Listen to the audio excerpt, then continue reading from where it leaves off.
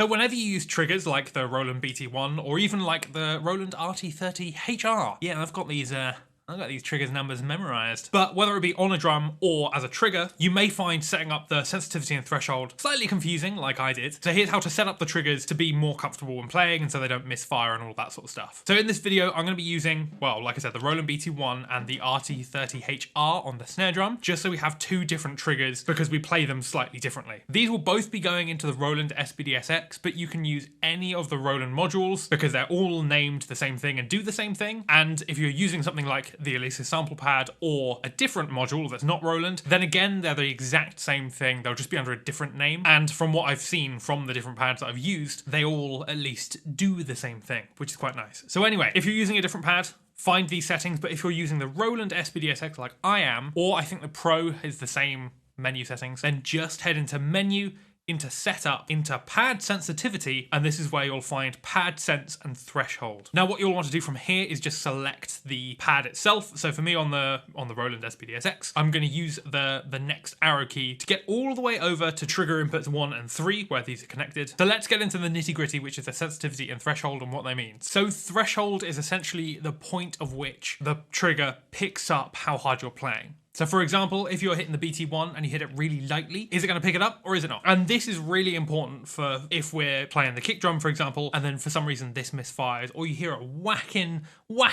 rim shot, and again, this kicks off. We don't want that. So to adjust it for the BT1, start threshold at 0, and then hit it really lightly, or at least as light as you think you're going to play it.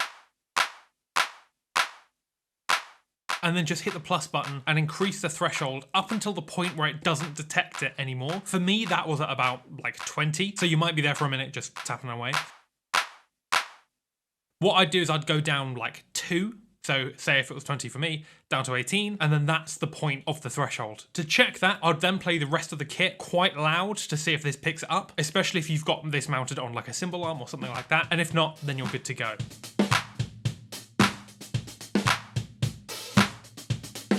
For the RT30HR or any trigger that you've got directly on a drum, it's pretty much the same thing. Again, start threshold down at 0 and then play ghost notes on it.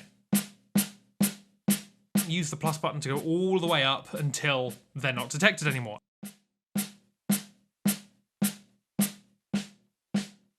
Go down 2 or 3 until it is picking up all the detail. And then again, play the rest of the kit and see if this picks it up.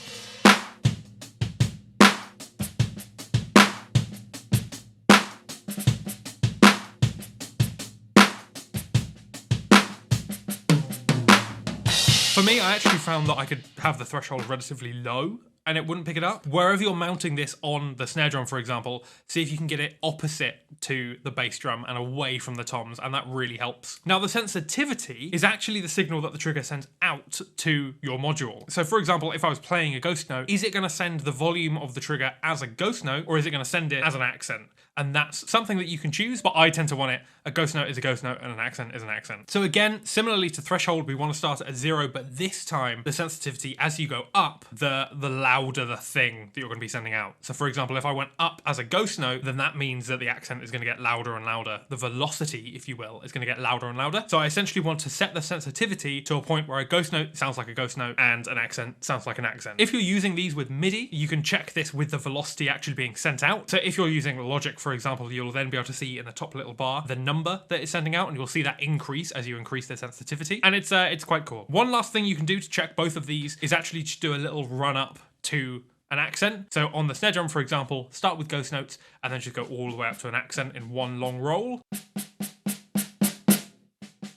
And that, if it feels natural on the trigger, that means you've then set it up properly, or at least to your liking. Same with the BT1, just do a little roll on it just to check that it's firing at the same dynamic level that you want it. If you don't have any dynamics, then just check that it is firing every single time. And that's pretty much it for adjusting the triggers. It can get a lot more nerdy, so if you're on the spd-sx, you can press the detail button and then you start getting all of these really, really fancy settings, which I won't go into this video, as that should set you up in a comfortable level with triggers. My only last tip is that in the settings of like the spd-sx and the Pro and than a lot of other Roland triggers. When you plug in the trigger, you can actually select it as that trigger. So you can go into the trigger settings, and if I've got the BT1 set up, for example, then I'll set it as the BT1, and it usually sets up those settings at the same time. So most of the time it's plug and play, but just in case it's not, there you go. That's what sensitivity and threshold does. And with that, I hope you can then hopefully have your triggers stop misfiring on you.